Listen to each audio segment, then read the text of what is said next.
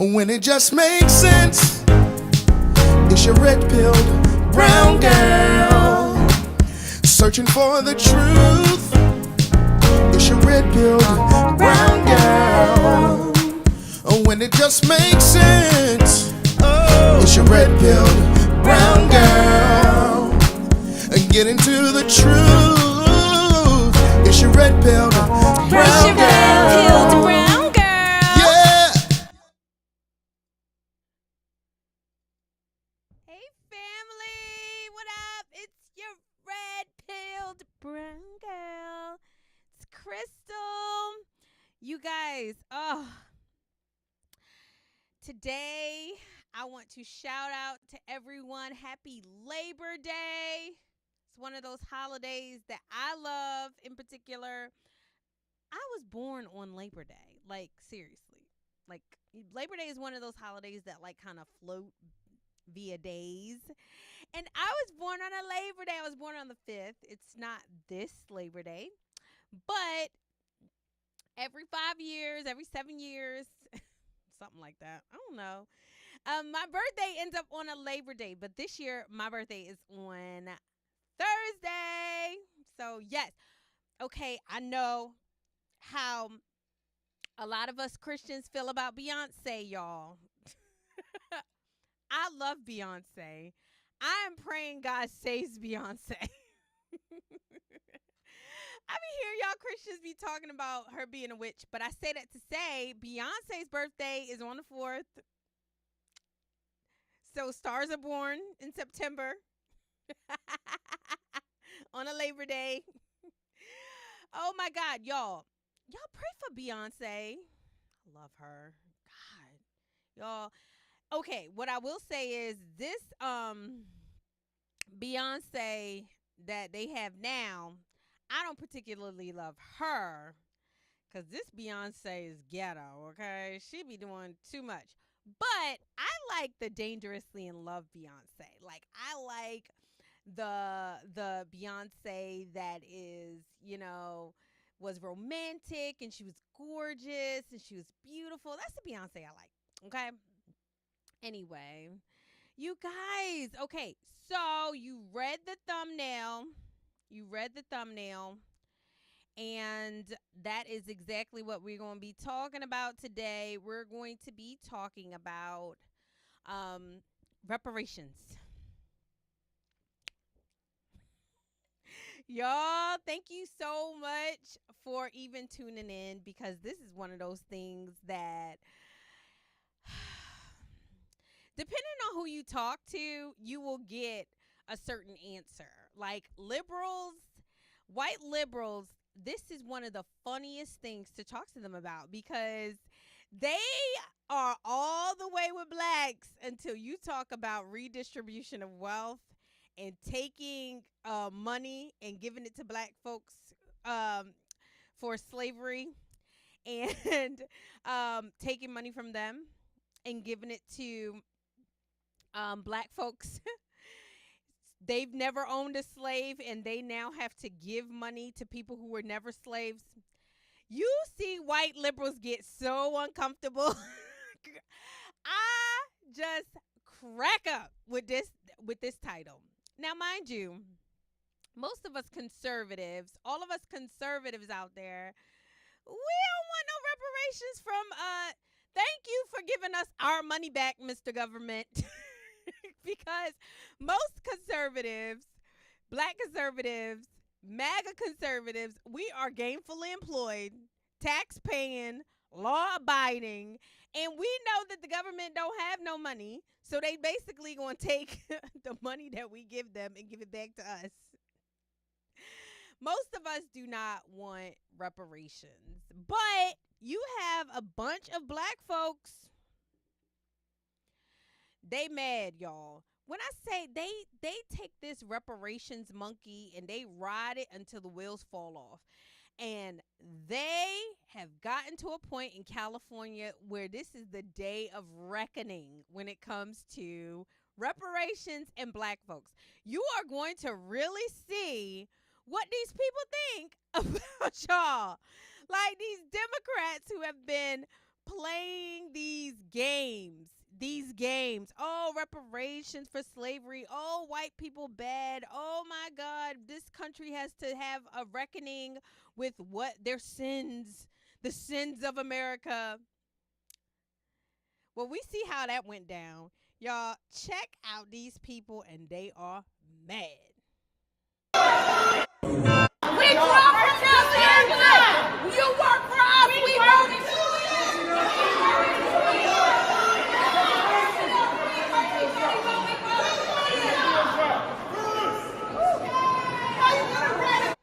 So this is Assemblyman Mr. Bryan. He's mad I brought up the reparations vote.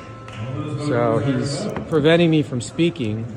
And he's trying to block my access here. Why are you so upset? You vote for 3 strikes. You put black folks in prisons, wasn't but here now for you 3 want to be a reparations person. Well, But you we won't should vote have for the bill. We should. I we should supported the have bill a all conversation. session. Then bring the bill. Will you vote for the bill, Mr. Bring the Sebi? bill. Will you vote for the bill? Bring it up. Will you vote for reparations? Bring it I up. would love it. Bring it up. Let's vote for reparations Bring together. it up. Bring it up. You in, Bill? Bring it up. I didn't think so. Bring it up. I'll vote for it. Bring it. Speaking to bring the bills up now. These are their bills. They have their names on the bills. They killing their own bills because they scared of the government. Now, listen, they gonna see this and they gonna get mad at us. They killing their own bills, then they gonna get mad at us. They killing their own bills because they scared of the government. Okay? We don't care. We need to send a Bring message the goddamn to bills the up governor. now. The governor needs to understand that the world is watching California, and this is going to have a direct impact on your friend Kamala Harris, who's running for president. This is going to have a direct impact. So pull up the bills now, vote on them, and sign them. We have We've the been votes. waiting for over 400 years. Come on. Y'all. Y'all, is it bad that I kind of am bored with the whole 400 years? We've been waiting for 400 years. You have not been waiting 400 years, girlfriend. How old are you? We've been waiting for over 400 years. Like, I just lose interest that these people are begging the Democrat Party to somehow honor the commitment that they made to them. Girl, they lie to y'all all the time. Like, I'm so sorry that it has come to this. But did you catch the congressman, Bill Asali, I think, or something like that? I hope I'm saying his name right. But he is like, he's a Republican. And mind you, he's kind of trolling a little bit. And he's like, yeah, bring up the bill. Why won't you bring up the bill? The guy's getting so mad. Bring up the bill. Y'all said that y'all were going to do reparations. Go ahead, bring up the bill. Y'all, I am so glad that they're basically like the Democrats are literally between a rock and a hard place. They don't know what to do. They were never going to give these people reparations. I think the number was like California's budget, like California's annual budget is 300 and something billion, and the reparations bill y'all was $800 billion. Where did these Californians, these white liberals, I'm sure, these black grifters, these like I don't know what they thought. 800, where are they gonna pull the 800 million out of their behind in California to give y'all for reparations? And the fact that you believed it, like you really thought that they were going to come up with $800 billion. Y'all, I don't know what to say to these people. I literally, really do not know what to say to these people. But, all right. So, I have a treat for you guys. I am getting ready to be joined by one of these ladies that are out here. I love melanated conservative women who get it, okay? She is fantastic, and she has a show. She has a show on YouTube, you guys, and I'm gonna let her introduce herself, but we're gonna talk about this whole reparations thing. We're gonna watch a couple clips, but before she comes on, she's gonna join us in probably about 3 to 4 minutes. Before she comes on, you guys, please make sure you're liking, please make sure you're subscribing, make sure you're sharing this podcast. You guys, we got to get the word out. Okay, the Red Pill Brown Girl family, I love y'all and I appreciate y'all even watching. Hit me up in the chat. Y'all, let's talk about this stuff because it's crazy. It is crazy. When you're going to see these videos of how these people unfortunately were baited. And I feel like these normal California people, like I really think they're just like normal people, probably lovely people, I'm sure. They were baited into this so hard. They really thought that they could get reparations for slavery. Now, my issue with reparations is this, you guys. I am for reparations for melanated people, okay? If y'all white folks want to agree to give us some money, I'll take it. I don't know what you. I'll take it. Thank you. But is it going to fix anything in the black community? Like the black community got a lot of problems, y'all. They got 99 problems, and money ain't one of them. There are a lot of rich and wealthy black people. There are a lot of black people who have tried to invest in the brown skin community, the black community. They have thrown money at these problems for years. I live here in Baltimore, and the school system is horrific, y'all. Horrific. I would not send my dog to Baltimore County Public Schools. I wouldn't. Ask all the teachers who teach at Baltimore County, Baltimore City, and they all send their kids to other schools.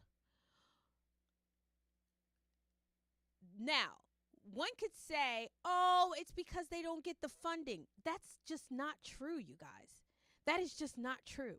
One key piece that I think is so important is the superintendent of schools in Baltimore City is one of the, if not the highest paid employee in the state of Maryland. She gets paid either just as much or more than the governor of Maryland.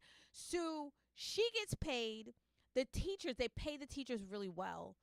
They throw money and resources at these schools like crazy. I think the number to educate a Baltimore City one Baltimore City child is like $20,000. Let's say $19,000 per student. They fund like, and the results are crap. Why? Because people have a lot of problems. Like those black folks, they got a lot of problems, and throwing money at it ain't going to help. And I would say the same thing about reparations.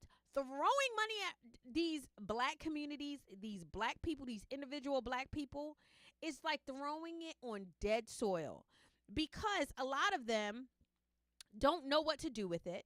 Oh, my volume's low, Mandy. Oh, shoot. Hold on. Let me go up. Let me go up. Can you hear me now? Tell me if you can hear me. Holla if you hear me flow. Come and feel me flow. Here we go. Now, honey, if you hear me go. Come and feel me flow. Can you hear me? Can y'all hear me? Is that louder? Yay!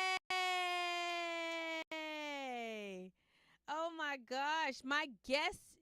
Oh, it's not loud? It's not louder? Hold on. Y'all, my guest is here. Let me see. Y'all, you know I'm going to call my husband.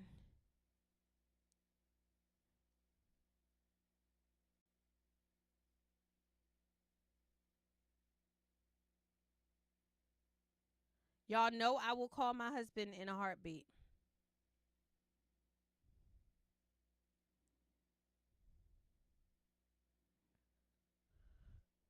Okay. Hold on, guys.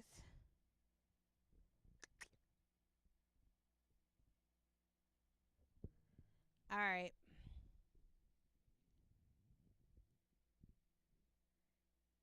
All right, Clarity Speaks.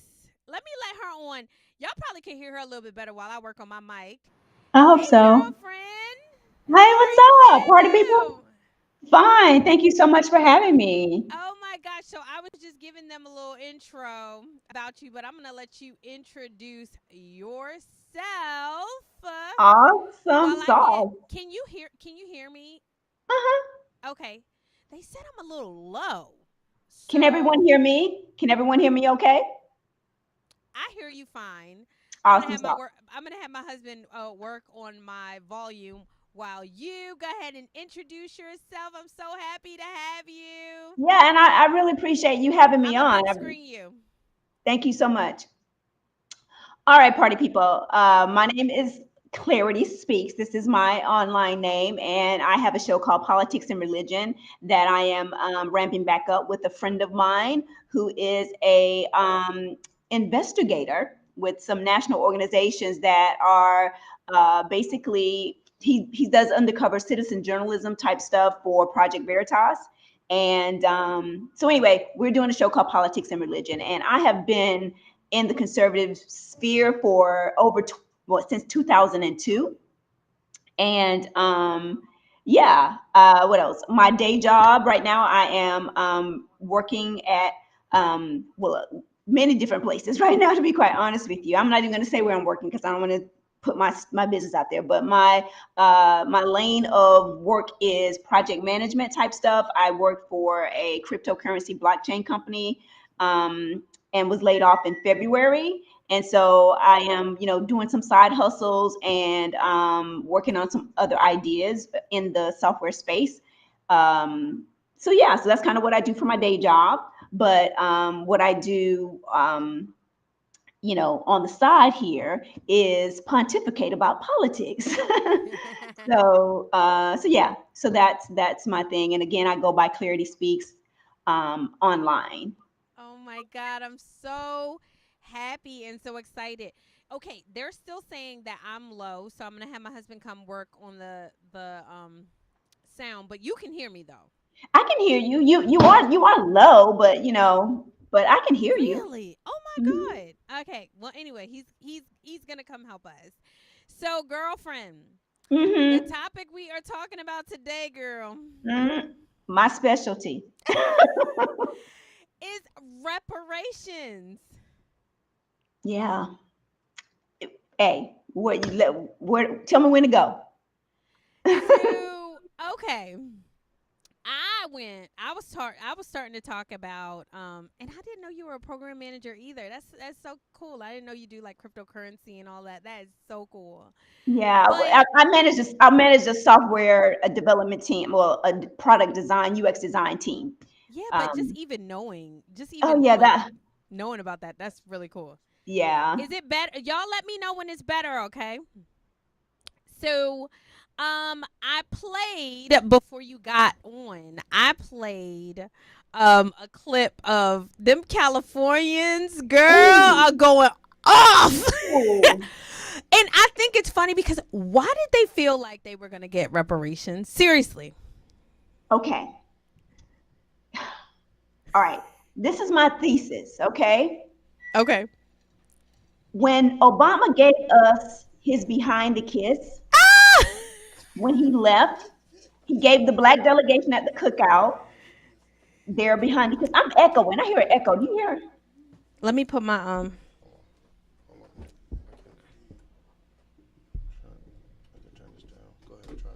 You want me to try the headphones like I did last time? Look, sorry. This is real life, y'all. Okay. Yeah, I don't hear anything now. Okay, great. So I've been observing this. Oh, I'm sorry. Let me know when. All right, I can hear you now. Am I Okay. echoing still? No. Okay, good. I was the one that was echoing. But anyway, okay. So this is my theory. Mhm. As I've been observing the political election cycles for a while now, right? Mhm. And if you notice, no one was talking about reparations during the Obama years or none of those times. Okay. It came on the scene in 2016 because I suspect that the Black delegation at the cookout that you and I are not invited to, right? I don't want to go to the cookout. Okay. That we're not invited to, had maybe some meetings like the Congressional Black Caucus or somebody, you know what I mean? They decided, oh my gosh, he's giving us our behind to kiss. We need some tangibles. We overplayed our hands with race. What can we do to mobilize the Black vote? We have run out of the first Black this and that, right? Except for Kamala cosplaying right now. They're hoping to try to revive that again. But so they surmise, I'm assuming, we're gonna bring up reparations. Let's do We's gonna. yeah. Let's tell them about. Let's now entertain reparations again, and from there you got the ADOS movement. Those very smart individuals that have come up with that nonprofit as a kind of a think tank. But in my opinion, reparations is only as my guy Black Conservative Perspective. You hear him? You listen to him? Yes. Oh my God, I love him. Shout out to Greg Foreman.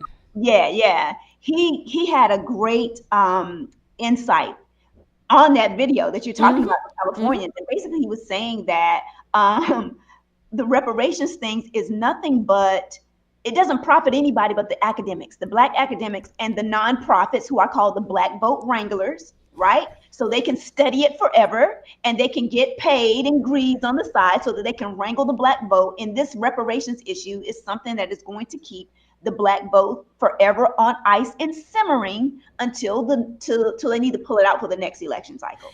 Yeah. It's a wild goose chase. Yeah, And he also said like it's like a carrot. They're like dangling in front of your face. You want reparations? Vote for us. We want reparations. But I think it's so funny is they literally pull their card. They like you said, they overplayed their hand. I love it. They have completely overplayed their hand. And again, it just shows that it's to me what it feels like being a Black conservative trying to communicate with my fellow family members or friends or just a general public who are not Black conservatives or conservatives. It's like, well, I'm gonna say Black conservatives. It seems like, you know how it is if you saw your best friend's man cheating, okay? And they saw that you saw them cheating. And then you try to go. Don't say nothing. Don't say nothing. Because she gonna be mad at you. Right. And what'll happen, he'll beat me to her. Yep. And then he'll be like, she jealous, you know what I mean? All that sort of thing. Right. So by the time I get to them, they're just shutting me down. They don't invite me to the cookout, all of these things. And this is what it's like trying to communicate with them. I've had several conversations about the reparations things. For me, I'm not going to say that reparations is not owed, right? Because I think it is owed, but it's nuanced and it is a lot to unpack. When you think about, for example, the way that it's been rolled out and the way that we are demanding it, it is, to me, it lacks a bit of intellectual honesty. It seems irrational. It is not, to me, well thought out, right? And what tips me off about this being the product of political manipulation is our ancestors who were closest to the promise, right? Who could have received their reparations without any question as to who it belongs to. Because right now we didn't fell out with the Black diaspora, okay? Right? Like it's just a lot. But anyway. Yeah, I agree. I was actually talking to my girlfriend Mandy. Mandy's in the chat. Shout out to Mandy. Go follow her. But I was saying, you guys, reparations, if it was going to happen, it should have happened before. Like, we're moving on. Right. Y'all, like, get over it. I know that sounds so bad. Oh my God. Black people will get so upset with you when you say that. But at this point, we are not, you, me, our generation is not owed reparations for slavery. And the facts is who gonna pay it? Like, who gonna pay it? We're gonna end up paying our own self. Like, what are we talking about? It's insane. And like you said, it's the manipulation of unfortunately, white people y'all just keep taking it up the rear. I don't know what I can't help you. I'm trying to help y'all. Right. Like, people say, oh, well, you just trying to cater to white people. You know what?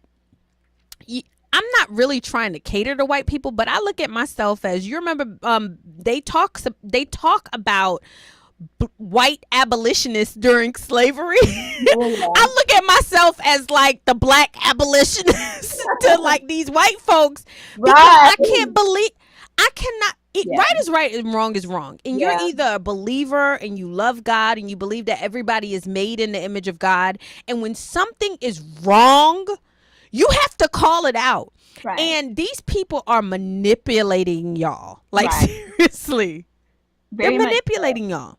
Very much so. It's so layered. I've thought about this from several angles, because here's the deal. I said, okay, since we want to be true to history and to exact punishment, I guess you could say, or retribution, whatever we're trying retribution or whatever, or who actually perpetrated slavery. I'm all for reparations if it is coming out of the Democrat DNC coffers. Right? We want to be true. If we're following that logic, right? Period. Yeah, and they can pay it. Those are the people that can pay it. Come out the Democrat, DNC, whatever, their coffers. Then, and only then, am I like, yeah, let's go to the mat for reparations. Because, again, that's if you're being intellectually honest about it. And that's when all kinds of it comes apart. Because, as you said, the way that the proposal is, I'm going to be paying for my own reparations for my own tax dollars. Like, and it's conservatives, really, because I mean, like, can you imagine, like, the people who are MAGA, we are all working taxpayer people. I don't want the government to like do anything. I want less government as much as possible. I don't care. Like, if you're giving reparations, I'll take it, but I don't want it. Like, I didn't want them stupid COVID checks. I wish we could have sent them back, but they don't give you an option, right? They're just trying to give you back something, and then we know, conservative people, we know that at the end of the day, we are going to be having to pay for it. And we pay dearly for them COVID checks. We pay dearly. Absolutely, we paid for that. Was our money. I mean, you feel me? Like, it's just like getting a tax refund. Like, okay, you giving me my money back, type of thing. It's like, and it's never all my money. Exactly, it's so layered. But again, like I said, the telltale sign for me that this is a product of political manipulation, a tool to wrangle the black vote and to keep it simmering, because they are overplaying their hand, and basically to keep it simmering until their migration plan has been fully executed. Hopefully the MAGA, we will stop that, right? But this is their agenda, to keep the black vote simmering until they are fully done with it. Look at this. I want you to watch this clip, and I think it's important. Like, TMZ is this was a year ago, y'all. So this bill got put on the table like a year ago, and Kamala could have done whatever she wanted to with it. She could have agreed. Correct. They are not going to do. They have no intentions of doing this. And then the white liberals, it's for me. Like, you can just sense that they're like asking questions, but they do not believe in this crap because they know it's BS. Watch this clip. California American Freedmen Affairs Agency. Hold on. Sorry. SB 1331 funds reparations various commissions and the economists reach those numbers. So I will start with, I'm not an economist, but there are a couple of things that have been taken into consideration. And I'll speak for the San Francisco process. In our San Francisco process, we looked at things like the racial wealth gap.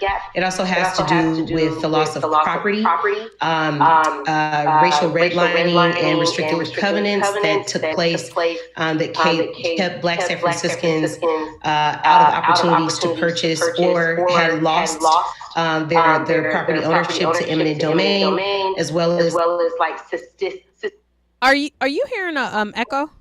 Uh-uh. Okay, good. Okay, let's stop right there. Racial wealth gap. Like they keep throwing this out there. Somebody said it is an echo. So you're not hearing one, but I'm hearing one. Go ahead, play it again. Let me just. Okay. I mean, it sounds fine to me. Systemic divestment. I know it's a big word for a lot of folks who may be watching, but it basically means when departments and agencies specifically take funds out of Black neighborhoods and communities. So the projected $5 million number speaks a lot to the value of wealth that Black Americans lost out on in San Francisco. We should say that California's annual budget is $300 billion. And so economists thought a number like $800 billion.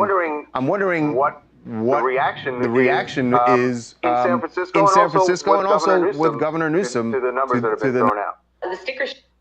Let me read you something, okay? Because I had this conversation.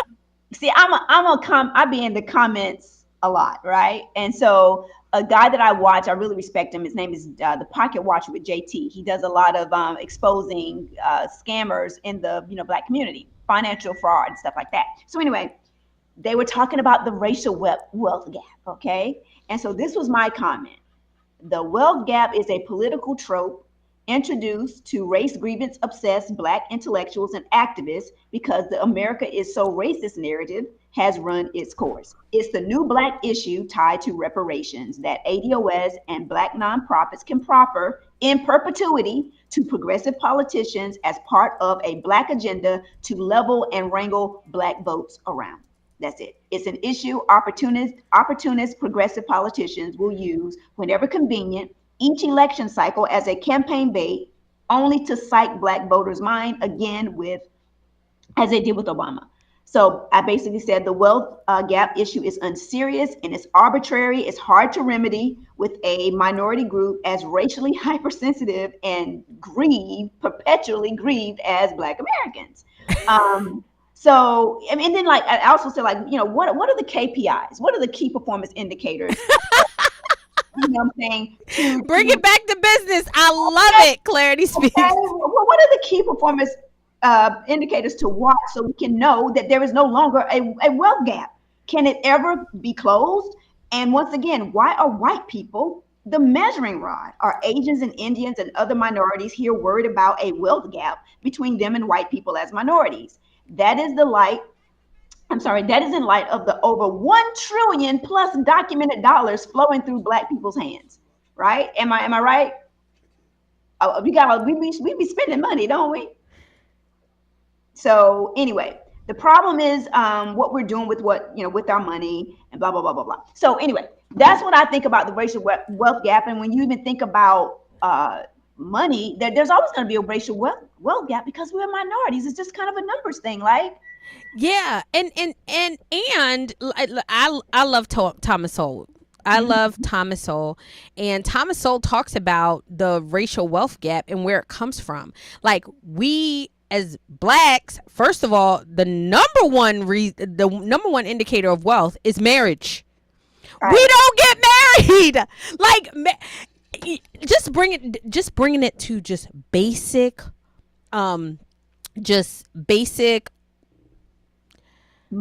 economics, right? Right. If I am sharing a house with two people who are working and we're splitting the bills, I'm gonna save more money. Or if I'm Miss Independent and I'm paying all my bills by myself, I don't need no man. Right. I'm not going to have as much money as the person who is married and who are splitting their money and they're raising their kids together. Right. That's just basic, right? So when it Right. comes to the racial wealth gap, that's number one. Number two, the industry in which you go into. Most black people in America go into what? Education. Education don't pay nobody nothing. Everybody knows that. The first thing that they go do, because you don't want to, blacks, y'all don't want to create nothing. Y'all don't want to invest nothing. You want to act like Elon Musk is such an evil person, and then y'all got all these stats for who built the light bulb, who invented this. Y'all ain't inventing nothing but weed and what do you call it, like the bombs that they make it. What is the what do they call them? And it's like a mollies. That's what y'all coming up with. Different mixtures for drugs. That's what y'all coming up with. Y'all don't want to make nothing. You being too hard on the people. Y'all, but it's serious. You know, I'm joking, but I'm serious to mean like y'all all go into education, and that does not pay anything. That doesn't pay anything. So you want to talk about the racial wealth gap, and then you want to go back to like she said the redlining of households.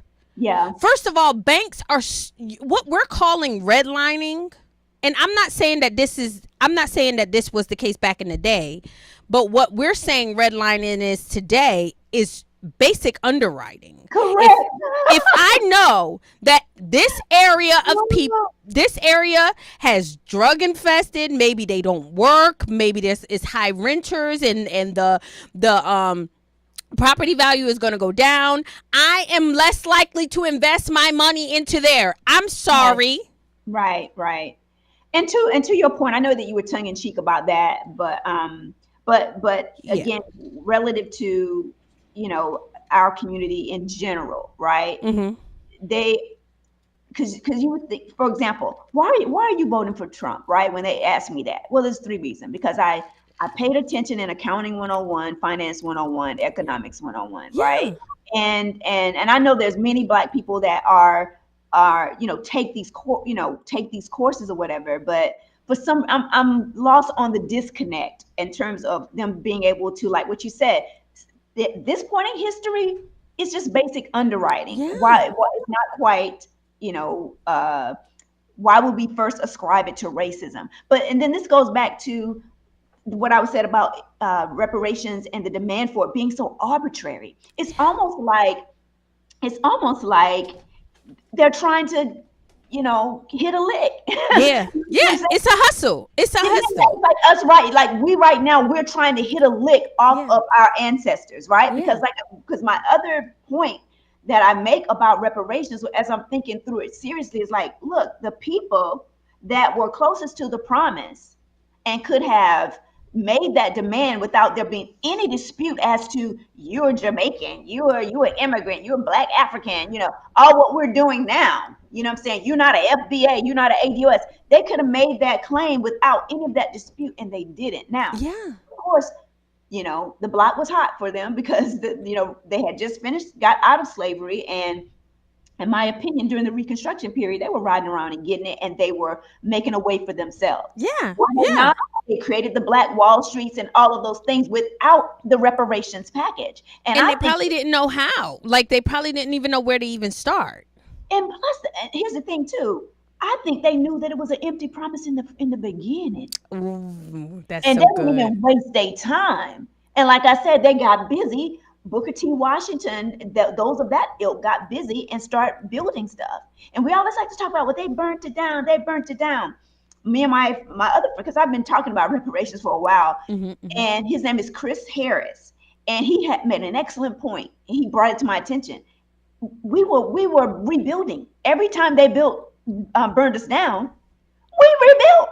And we kept rebuilding until we got in bed with the Democrats in the 1960s behind this civil rights stuff, and we stopped building ever since. And so, you know what I mean? So they were not preoccupied with that. So if we were serious, just to your point earlier, you said, okay, we should have been pursuing this earlier. Why wasn't this on Martin Luther King's top 3 negotiable items on the civil rights thing? Yeah. And then when we bring this up, some of them say, you know, they say, oh, that's why he was killed. I don't think so. I don't. I don't think so at all. I think, like you said, it was just a moot point. We had moved on, and like you said, we black our ancestors, brown people, were just over it. And for now, like, I feel for people to try to bring it back up, it's like it's a hustle. It is a hustle, and black and brown people who, like, if you really know God and know within your heart, like, you wouldn't be relying on reparations from people who never owned slaves, for you who never been a slave. You wouldn't be doing it. It's not a good thing. Right.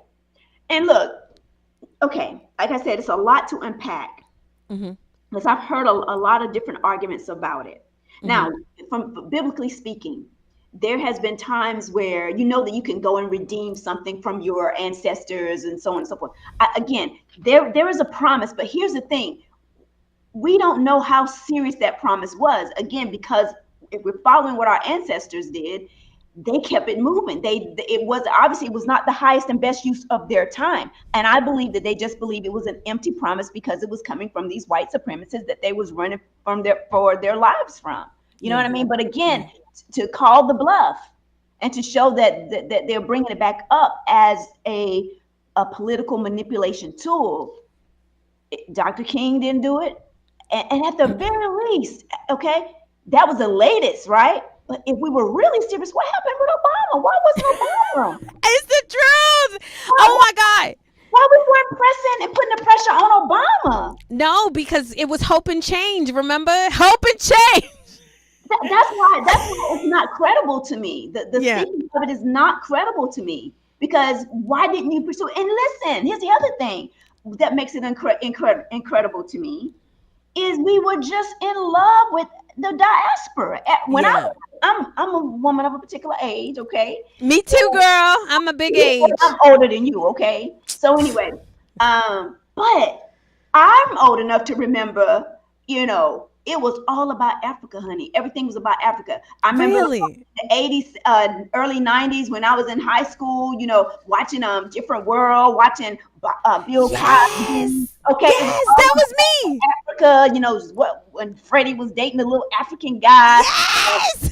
And Kimmy was doing the little African. Everything was Africa, baby. Yes. I'm with you. All about the diaspora.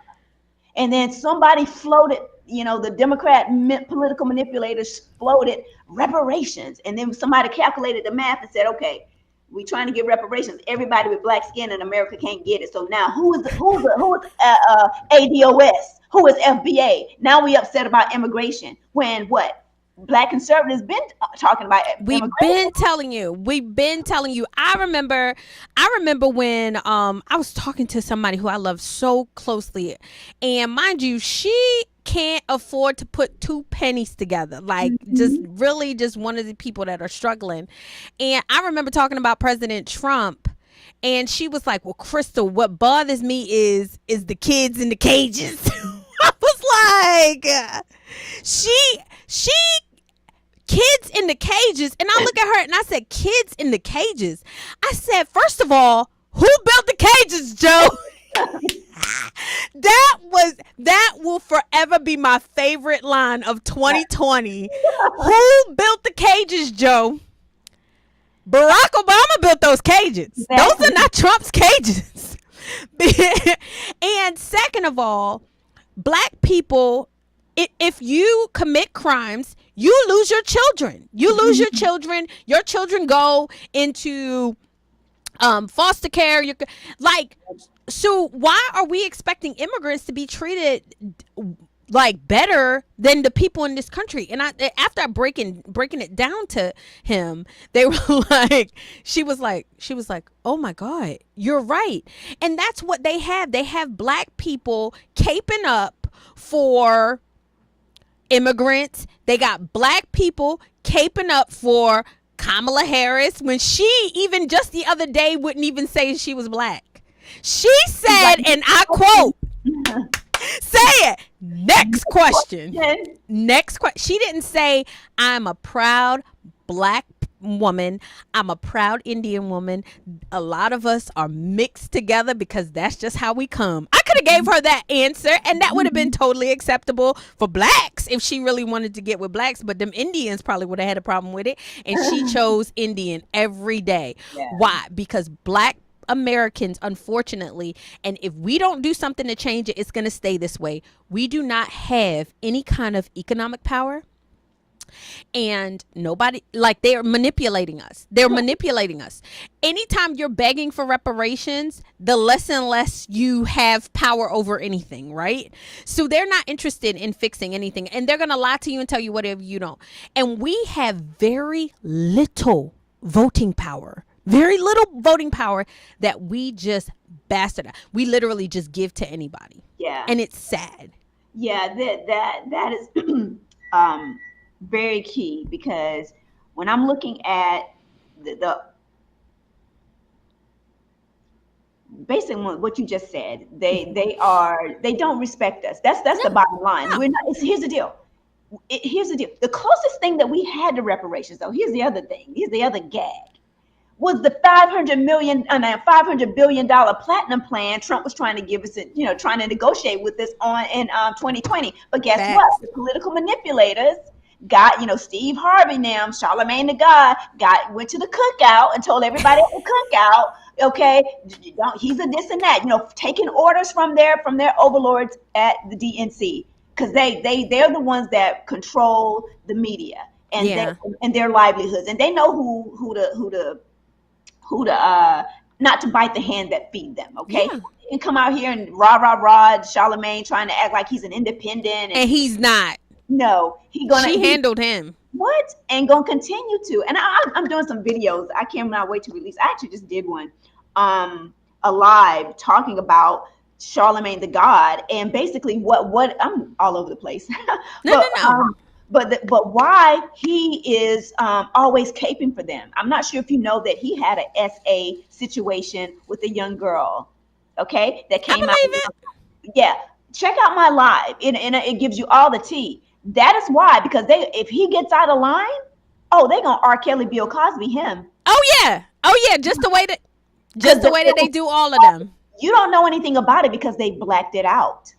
It's been blacked out since the 2017, and that's why he's done this whole 180, and he's this Zen person or whatever, and he's now he's talking about politics, and the DNC looked to him to try to again wrangle the black vote. But anyway, I'm saying that to say Trump was the closest thing to if they were serious, right? Yeah. Because I do think that there is room where if that Black Americans did make a huge contribution to this country. I think that there should be some sort of, it would be nice to have some sort of amends. They say the Civil Rights Act was that, all of that. I beg to differ when we look at the fruit of the civil rights. Yeah. You know what I mean? On our communities. I'm not mad at, but here's the deal. What could work for us, give us a tax holiday for a year or something. You know what I'm saying? I don't want it. If you want to, you feel me? Give us a tax holiday or something. Yeah, no, Clarity. I hear what you're saying, and I think that that's important, because I love how you identify, with the Black community. You really, really are trying hard, and I love that. I really do, and I'm not like hating on it. I have so many of the people that I love that are melanated like you, and I have given up. Like, I've literally given up. I literally have given up. We don't deserve it. Honestly, we have the Black people before us have contributed amazing things to this country. I mean, but what we have become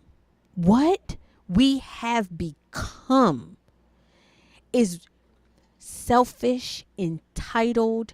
We have become users and abusers. We have become consumers. We've become we can't even get a working school system. We have betrayed the the dream Our of ancestors. our Yeah. ancestors. We have betrayed, and we say, "Oh, I'm my ancestors' wildest dreams." No, you are not. You are Yeah. your ancestors' nightmare. Right. And you know what? I often make that point as well, because one Hmm. of the reasons because here's the thing, I'm reparations neutral. I don't feel it's the I'll highest. take it. I don't feel it's the highest and best use of our time. And I Yeah. feel like, again, if we were paying attention to what's happening with crypto and the change of the financial system, that, child, reparations, honey, you feel me? Like, that's your reparations if you would tune in and find out what's really going on. I But love that. what my thing says here, what I say here is like, you know, you are betraying your ancestral Yeah. pedigree, right? Yeah. Like all of this talking, white supremacy, this, white supremacy, that. And I'm like, why is the white man your standard though? You know what I'm saying? Like, what do you not understand your ancestral pedigree? They talk about the survival of the fittest with the Aryan nation, Darwinism, and all of that. And I'm saying, we survived the transatlantic slave trade. I mean, that's some survival skills there. I think that might make us the fittest. And more so, the biggest fear of a white supremacist is the people that they are oppressing would rise up and become formidable competitors. And that is why they kept us from being able to read. They saw all the potential that we had in terms of our physical strength. That's why they went so hard to keep us from reading, because we would have been like really formidable competitors. And I believe Yeah. that so much in my soul. It like, I feel like a visceral reaction to it. And I want to just shake Black people. Like, what are you, white supremacy?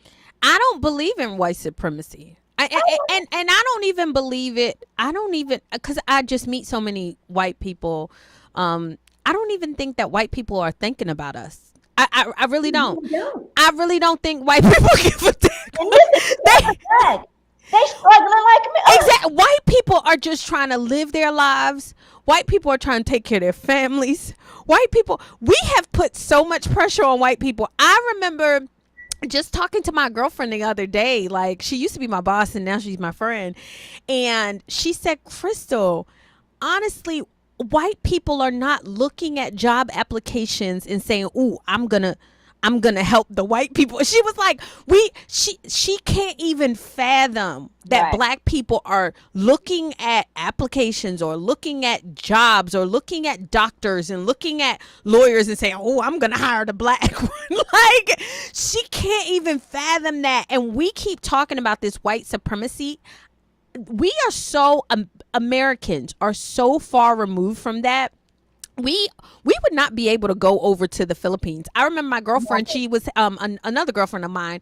She said in the Philippines they put on the job description what they want you to look like. You can't be this, can't be too dark, can't be this short, can't be this. I said, Serious. Americans Oh my are God. so nice. Right. Americans are so, like, That's fact. we're as close to the melting pot as we that human beings by nature can even get to. And like I said, with Black people, it's just never enough. I am ready for white people to say, "Good luck, do your thing, I'm done with y'all. We have been trying for how many years? How many years have they been trying?" And they and Black folks just keep moving the goalposts. And now reparations is something that they are trying to come up with after the whole George Floyd thing. White people kissing your feet, apologizing. White people, "Oh my God, I'm so sorry." And But let me tell you, it's deeper because it's a finesse. All of this, because the other thing is, they say, okay, they hyper focused on racism or whatever, but the real racists are the white liberals that are yes, with this paternalistic type soft bigotry of low expectations. Let's do the DEI thing. It's almost like they know that we are so weak. Have you ever seen an opponent that's so weak, right? And then you kind of play into that, be like, oh yeah. Like if you have a friend that's insecure and you really don't like them, and they say, "Man, I'm ugly," and you'll be like, kind of ugly, and then you'll feed into that. You know what I mean? I can see how you say that. Yeah. Yeah, that's what the white liberals are doing. It's the truth. It's the truth. The white liberals, I said to my husband, I said, it's almost like y'all want it to be true. Y'all want, they say, oh, well, I realized that I've been privileged. I got kicked out of a group called Be the Bridge. I got kicked out. Clary speak, I got kicked out because I didn't feel like they were being bridges at all. And I remember this girl who was a white liberal. And she said, I remember that I got out of so many tickets because I'm white. I said, girl, you don't know how many tickets I get out of every single day. I'm pretty. I'm nice. I'm brown, but I'm pretty. I'm nice. I'm smart. I know how to advocate for myself. I know how to say, yes, Mr. Officer. Oh my God, I'm so sorry. I didn't realize. I know how to do it too. So stop saying it's because of you're white. And she got so mad. And I said, it's almost as if you want it to be true. It's almost as if you want it to be true that you're white. That makes you better. Woo! Come on with it. That's it. That is so it. Half of the things that black people are struggling with is social capital, how to talk, how to speak, how to advocate for yourself. These all comes with this all comes with education. This all comes with rearing. This all comes with teaching, and none of these things that people are passing down, and they're saying that it's because the people are white that they're getting it, and it's not. Let me give you an example of how we hurt ourselves with this white supremacy narrative. And I remember this guy, he called himself Hotep Jesus. And he basically says white people are black people's biggest untapped resource, right? That's the truth. What? Let me tell you. Now, this is going back to 2010 when I first started getting into learning about, software development, things like that. I learned about it from listening to white podcasters. Yes. White podcasters have been running this space. Black people are 7 to 10 years late to the podcasting and content creation space because they don't listen to white people. I've learned so much from white people. They don't listen to white people, and the black people that did and started creating content, in 2010s, 2012. Okay, we only really got on this train somewhere around 2016, and many of us 2020 after the pandemic, right? The whole content creation courses, and I mean, white people are now on to something else. Those content creators, they have made millions and they moved on to other things, and we're now again playing catch up, and we think podcasting and all, everybody in black got a podcast now. You know what I'm saying? And so I'm saying, and I remember looking at that, I was like, man, we missed the boat on that. We're late. We not missed the boat. We were late to the party. Basically. Yeah, and we often are late to the party when you look for blame. Like a person who is looking for blame is always going to be behind the person who is looking for resources, looking for answers. And I believe that the black community has been betrayed by its leaders, the Al Sharptons, the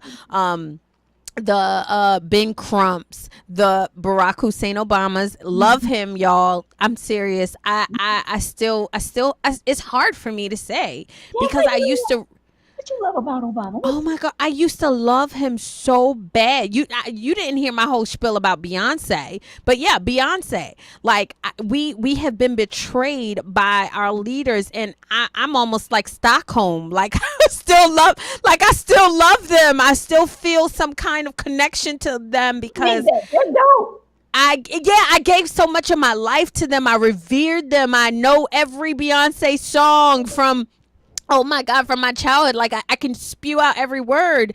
And they betrayed us. They told us that white people were the problem instead of saying to people, hey, this is how you get this. This is how you do this. Let me show you how I did it. They just started pointing the finger at black people, and it was a hustle for them. And they made it off of the backs of black people. And now they're trying to say that they're trying to help us, and they're not.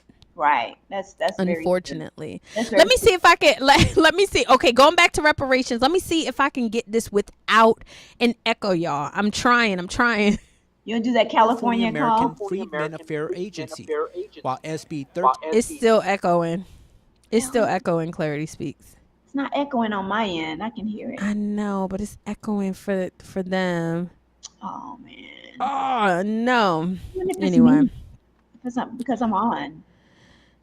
I know. You want me to get off and then I can just walk? No. Mm-mm. No, they said it's because of my headphones.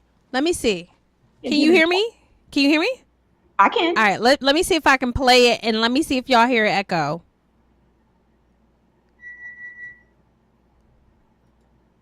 Reparation bills now under consideration in Sacramento. As state lawmakers work to move these bills through the legislative process, some members of the Assembly and Senate are hoping to advance a package of proposed reparations for descendants of enslaved Black Americans. 17's Capitol correspondent Eitan Wallace looks at which bills have made it through so far and which failed to advance.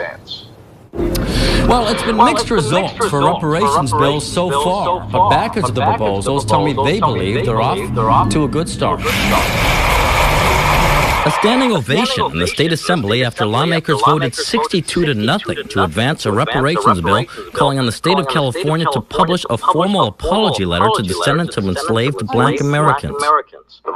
Okay, they still said it's an echo. Sorry, family.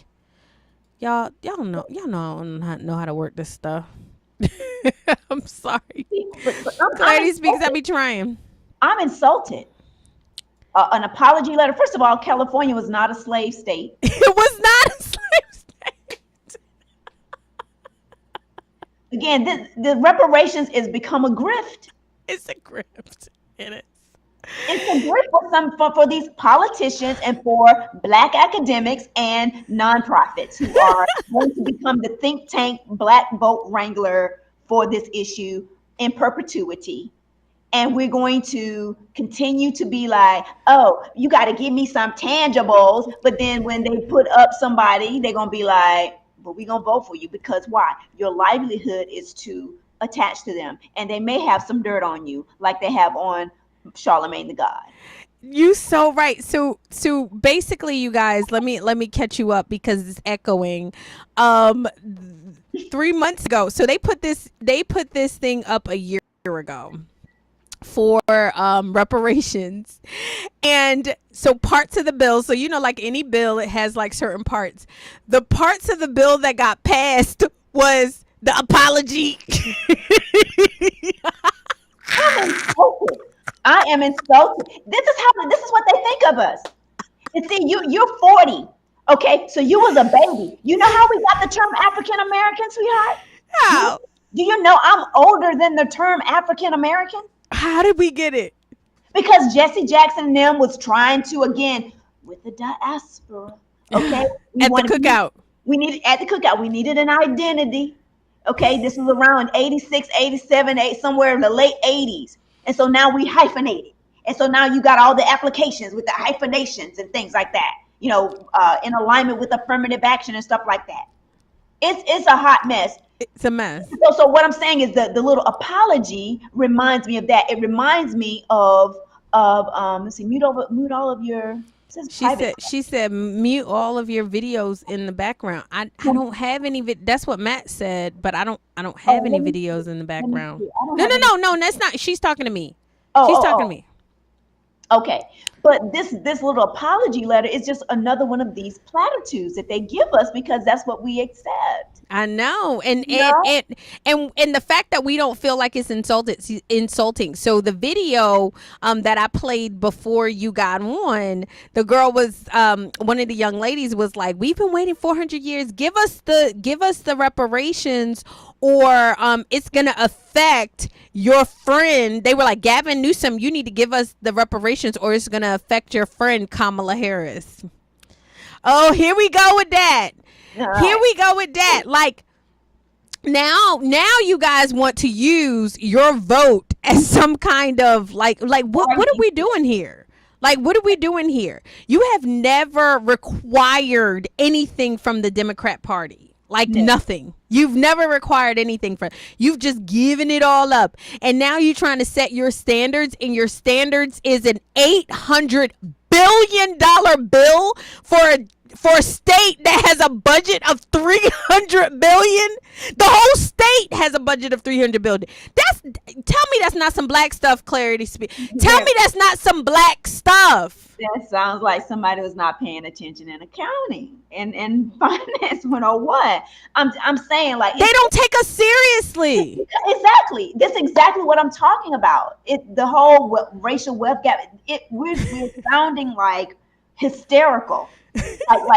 like this is the product of what this guy named Yuri Bezmenov talked about, ideological subversion. And this is where I was going to go earlier. Like, what's going on? Why are we so irrational here? What is really going on? This is a product of a good 10 decades now of something called ideological subversion, where the communists have infiltrated themselves into this country, starting with our education system. Yes, okay? Yes. And around my generations was the generation, I think my generation is the last generation that was not completely indoctrinated, right? Your generation has got it, and I see God has a remnant in every generation. Because when I see someone your age and younger, I'm like, talking conservative, it's like a unicorn. I'm like, oh my God, thank you, Jesus. Because as I get older, I'm like, I'm gonna need to leave the country, because these kids are not. They're crazy. They have no critical thinking skills, and that is all by design, because in order to ideological the communists knew that they cannot beat us because of our superpower. So they surmised, let us go in and infiltrate them. And what they decided to do was use the racial tensions between white and black people to create this division. And this is how you see all of this rhetoric ramping up, and why we are so stuck into this, because you said our leaders betrayed us. Our very leaders that you have learned about in school, W.E.B. Du Bois, Langston Hughes, but they were communists. Yep. Redistribution of wealth. Take from the rich and give to the poor, even though the poor has no idea what to do with it. And I mean, white folks, since the beginning of like this whole guilt trip that we've been on, like giving them, they have been trying. That's why the whole projects came out. Like, they were literally trying to say, hey, let's give black people affordable housing. You seen what happened with Pruitt Igoe? Have you heard of Pruitt Igoe? Oh my God, Pruitt Igoe, they built up that's actually the start of like projects, and they built this like world-class apartment complex. And like, hold on, it like in I want to say it's in hold on, I'll tell you right now. Pruitt Igoe. Recently? No, this is years ago. Okay. Years ago. Pruitt Igoe, this is in the 1950s. So it wasn't that long ago. Yeah. And this was in St. Louis, Missouri. They built this world-class apartment complex with several apartments, like the projects look like in Brooklyn, New York. And they were going to let these poor people stay in it. That was the best of the best. They ended up, no lie, 50 years later. So this happened in the 50s. So like let's say 40 years after, it's like in the 90s, they ended up having to blow up and just deconstruct the whole thing because it was drug infested and destroyed. These black people or these poor people that they had put in there didn't know how to upkeep. They had no jobs. They didn't know what to do with it. No one taught them anything. So it's not like the leaders came in there and said, hey, you guys, we were given this. Let's take care of it. This is, if you come over here and you start selling drugs out of here, we're going to put you out of here. Nobody did that. They just pandered to these black people. They pandered to these poor people. And Pruitt Igoe became a nightmare to the point where they had to blow it up and deconstruct it. They had to. I say that to say that is exactly what's going to happen with reparations, you guys. Like, you keep giving people who don't know what to do with, you keep giving them money, you give them this, you give them that. Like, they don't know what to do with it. And you're not educating them, and you're not telling them, and you're not requiring them to do anything. And then you wonder why all the resources that you continue to give these people just goes into a black hole. Yeah. Shame on you. Like, shame on you for not, like, exactly. Teach a man, courtaholic, teach a man to fish. Right. So, I don't know. I don't know. So reparations is not going to happen, thank God, and it was never going to happen because they, like you said, they overplayed their hand. Clarity, I love that you said that. Like asking for $800 billion from, you know, a state that has a budget of $300 billion. That's like Kamala Harris asking for $25 an hour minimum wage, $50 an hour more. Okay, why don't we just go to $100 an hour? Let's just keep going. And again, this is how insulting this is to and gives you insight what she thinks about her voting public. That she can literally float an idea and say, we're going to do price gouging is going to solve the grocery problem.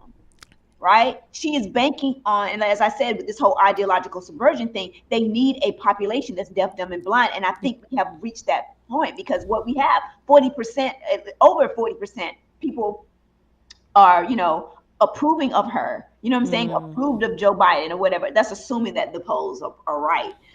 Because you know they cheated and on I think it's way worse than that. Yeah. But it's still too many though, because they're getting away with this stuff, you know. Then again, maybe not because they gotta cheat.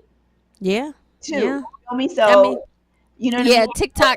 TikTok banned me yesterday and said I can't go live because I was just talking about how they're setting it up. Like they are setting it up for them to say that she got 100 million votes. They are setting it up.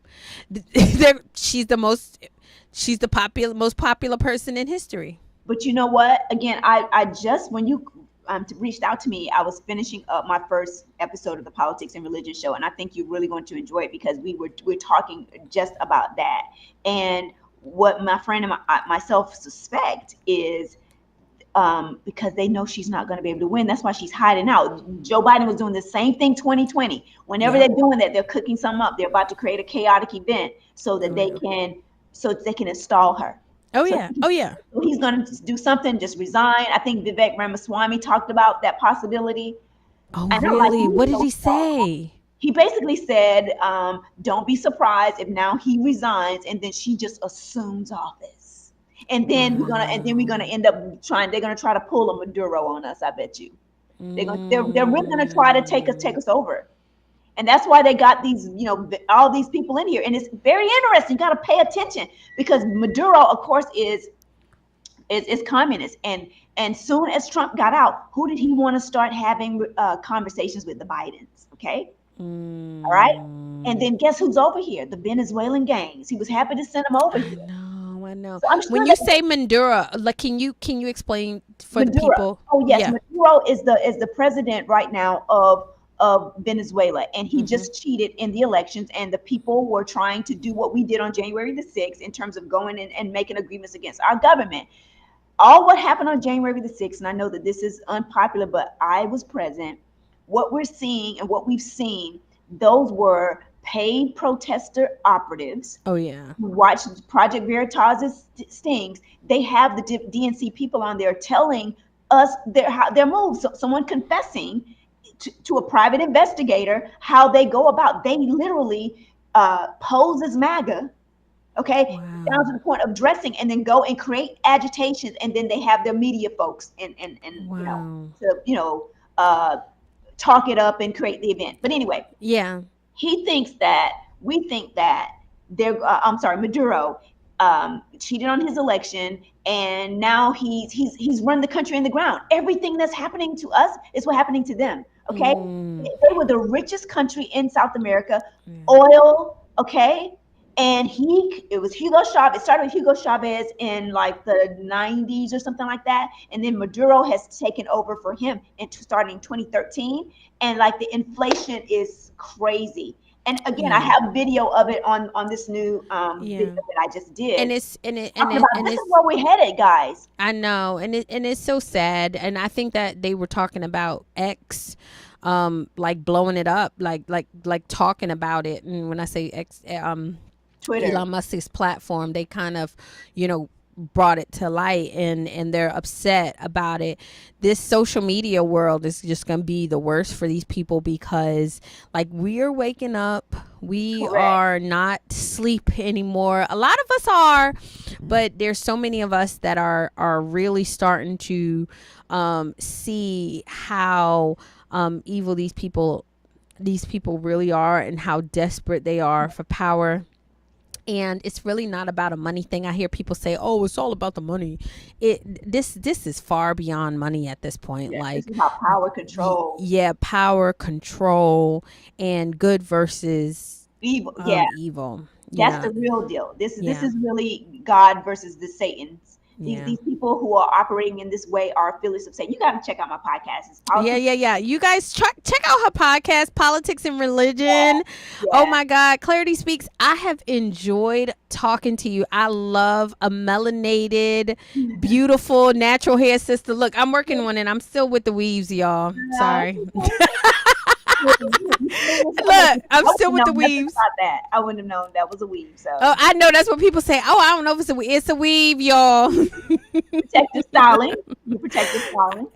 I just, you know what? My hair is very hard for me to deal with. And if I don't have to deal with it and I can put a weave in it, that's what I choose to do. But I think your hair is beautiful. Thank you. Thank you. I love you. I think your spirit is just so refreshing, and I love when I was going through this conservative journey, you guys, like it was almost like Elijah, and he told God, he was like, "I'm the only one," and he was like, "No," he said, he said, "I have so many prophets that have not bent the knee," and when I see you and I see other conservatives that are brown skinned, you're like, we got to stick together. Like, we have got to let everybody know that Black folks in this country are very blessed. We are some of the most blessed people on the planet,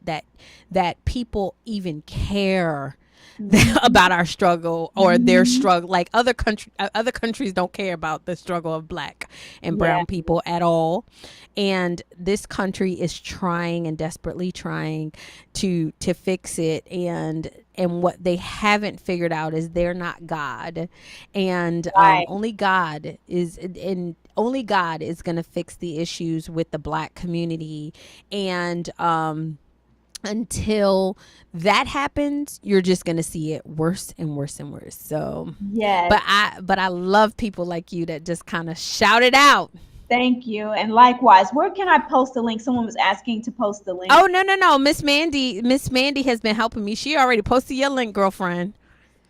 Okay. This is let me put it here. I'm gonna put it in the private chat because she just posted. Did she post my link? Yeah.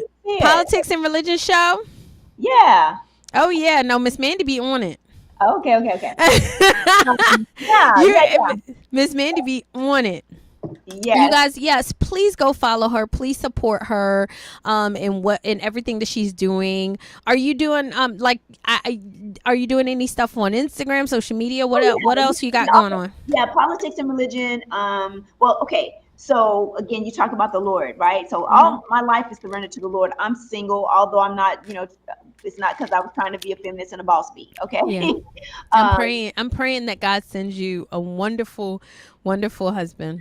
I would love that if that's his will. But anyway, so I have, surrendered all of my online, communications. And I said, Lord, I'm a blank slate because I've been stopping and going so many life events. I mean, I would love to catch up with you privately and just learn more about you. Again, I'm just trying to build relationships, and I want to learn more about how in the world you was such a Beyonce Obama fan and now you Red Pill. You know what I mean? I love it. I'm still praying that God saves Beyonce. Y'all stop getting on my nerves. Yes, because God is that's the thing. You know what I mean? And so. Long story short, he has revamped it, and so right now my Instagram is wipe clean because I'm going to start putting this new content on there. Yeah. I put my cell phone number in the private chat, so you and I, let's chop it up after this, you guys. Oh my God, thank you so much. I got so many people watching on Instagram and X and Twitter. Oh my gosh, y'all. Let me see if we can go through some of these comments. Yeah, I want to listen. Let me just see a few of the comments. Denzel Early, we got reparations on December 16th, 2010, when Obama signed UNDRIP. It amazes me how we never talk about this document. Oh my God, I gotta be caught up on that. I don't know what that is. UNDRIP. UNDRIP. Okay. Oh my God, I'm gonna look that up and talk about it. All right.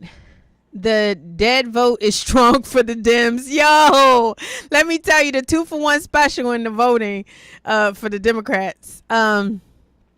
Franklin Kramer, you said, dang, I can't find your channel, but we'll find out how to. Okay, yeah. So Mandy just posted her channel again. Yeah. Uh-huh. All right. I got so many people watching on X. Do you have an X? Yes. Or Twitter? Okay. Yes. You want to put your Twitter? Is it the same politics and religion show? I'm gonna put it there because everything is on my YouTube, but I'm going to. It's on my YouTube. Let me see.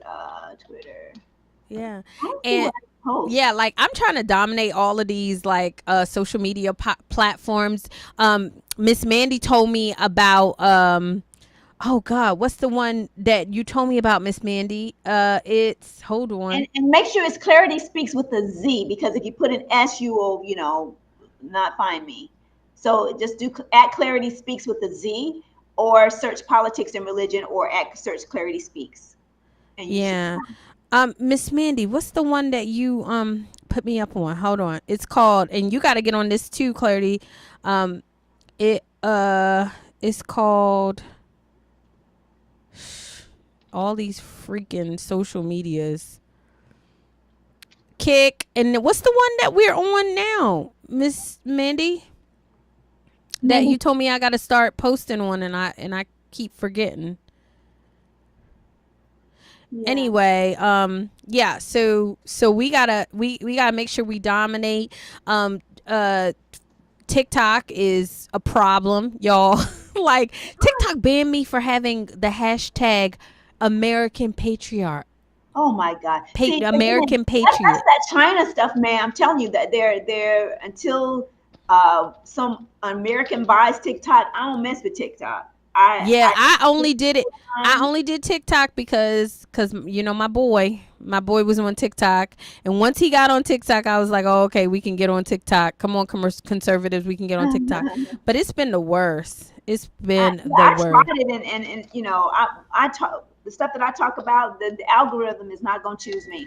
It won't. Let me tell you, it kicked me out of there so fast. It's not even funny. It kicked me out of there. Oh, Discord, Miss Mandy. Discord, yeah. Get on Discord. That's a really good one too, you guys. So follow us on all of those. Somebody said President not perfect said I refuse to use TikTok. Me too. I was holding out, but then when President Trump got on there, I got on there and they don't like me. they don't like me, and I don't like them neither. So anyway, oh my God, Clarity Speaks. If you don't mind just hanging out for a few minutes after we're going to end the show. Y'all, thank you so much. Please make sure you go like, subscribe, comment, subscribe. Did I say subscribe? Share. Yeah, absolutely, you guys, and thank you so much. We're so grateful that you listen to us. I'm so grateful that you watch us. I'm gonna get some of those clips up and do a few videos so without the echo, and kind of chop up this so you guys can kind of see what we were talking about, because it was some good stuff, y'all. Don't fall for that reparations lie. It's all a lie. Yeah. Are you on Facebook? Yes. I love Facebook too. I actually really like that. Look, like I said, I was protesting these big tech folks. I was only doing Instagram because it just was easier, and then I'll do my YouTube, and I was like, I'm just gonna do those two. Then when Elon took Twitter, I got on Twitter. Yeah. But so anyway, your voice is so necessary. Clarity Speaks with a Z. You're so necessary. All right, guys, we will see you until next time.